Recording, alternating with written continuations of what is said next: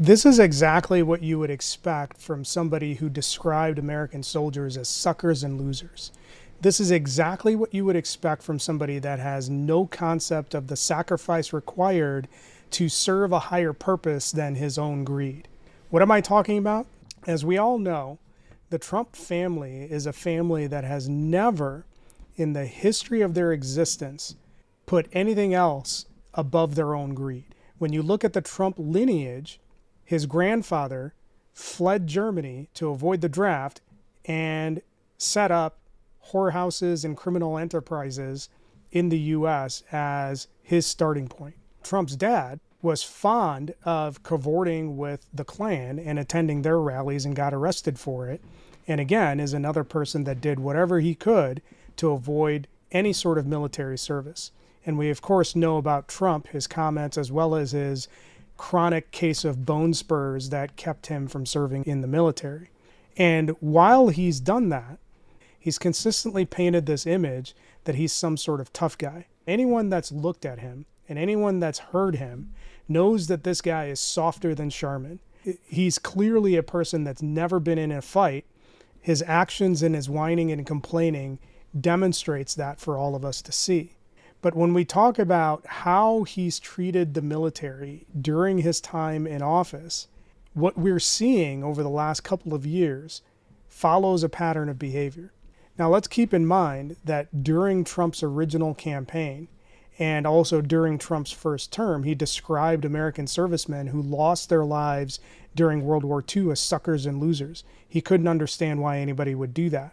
We also know from his first term that Trump knew that Russians, and specifically Vladimir Putin, was putting bounties on U.S. soldiers and funding opposition forces in the Taliban and ISIS, and Trump looked the other way and ignored it.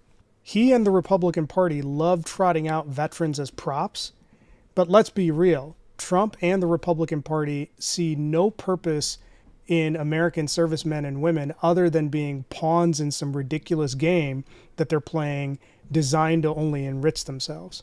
And if you thought what happened during his first term was bad, what's happening right now in this current term is even worse. So what exactly am I referencing? What I'm referencing is this pattern of behavior where Trump, Republicans, ICE, immigration, and DHS are putting the lives of American servicemen and servicewomen at risk, and Trump and the regime are turning their back on anyone and everyone who helped us during Afghanistan and Iraq. Here are just a few examples of what Trump and his regime have been doing. Thousands of Afghanis who helped the U.S. during the 20-year adventure in Afghanistan, the Trump regime has blocked them from coming into the U.S. These are people who put their lives on the line, who helped U.S. armed forces and collaborated with U.S. armed forces in rooting out the Taliban. And now, after all of these people have put themselves at massive risk to help the U.S. and help U.S. soldiers, we are closing the doors on them. And what that means is that since the withdrawal from Afghanistan, a disastrous withdrawal that Trump engineered and dropped in the lap of the Biden administration, more than 10,000 families have remained separated from each other and now are having to navigate the immigration system that Trump has weaponized against brown and black people. This is part of the incompetence and the evil of the Trump regime, and it's another example of the regime turning their backs and being disloyal to people who are willing to pay the ultimate price.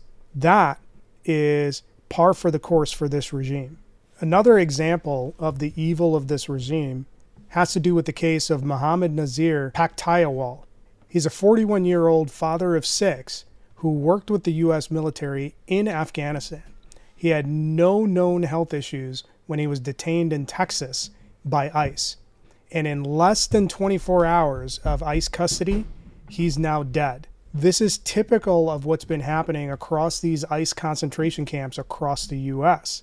They've been openly operating these concentration camps with no infrastructure in place And when they're not busy raping and trafficking teenagers and kids down to Texas, they're killing people that are in their custody. This is, again, another example of the Trump regime disposing of people who have put themselves at great risk to help our country in the foreign adventures that we've gone on over the last 20, 30 years. And this death is the 12th death in just the first 3 months of 2026. So with the death toll so far in ICE custody this year, it's set to break the record that was set last year of 30. And that death toll is going to continue to accelerate and climb because we all know that these concentration camps are designed for one purpose, and that's to exterminate brown and black people. And none of this takes into account the death tolls that we don't know about from places like Alligator Alcatraz. Now, you might be thinking that these are refugees or people that have questionable access to the U.S. They might not even be allowed to be in the U.S. It's not really something that we need to worry about. The thing that you have to understand is that this isn't limited to just refugees or Afghanis or people from the Middle East. U.S. citizens and military veterans are getting caught up in these ICE raids and being detained and imprisoned as well. George Redis is a U.S. citizen and Iraq War veteran who was detained by ICE and other federal agencies for 3 days and 3 nights.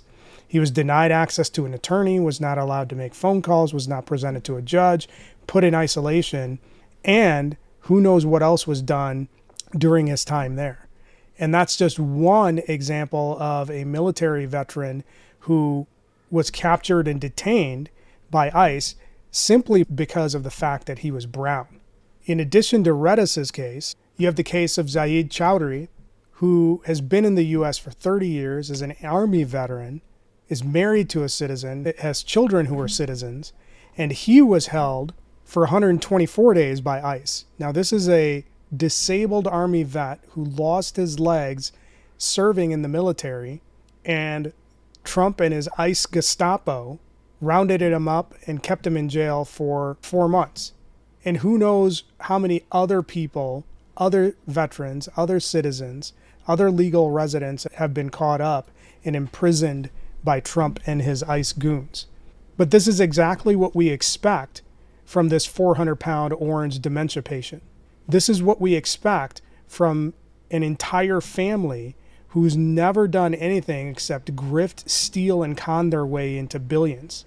This is exactly what we expect from the rich, spoiled billionaire class who's never had to do anything that required hard work. This is the exact outcome that we expect when these people get put in charge of anything. We are well past the time that we start holding these billionaires and millionaires accountable for the atrocities that they're committing. And it's well past the time that the Trump family, up to and including the person occupying the Oval Office, needs to pay for their crimes against humanity and against American citizens.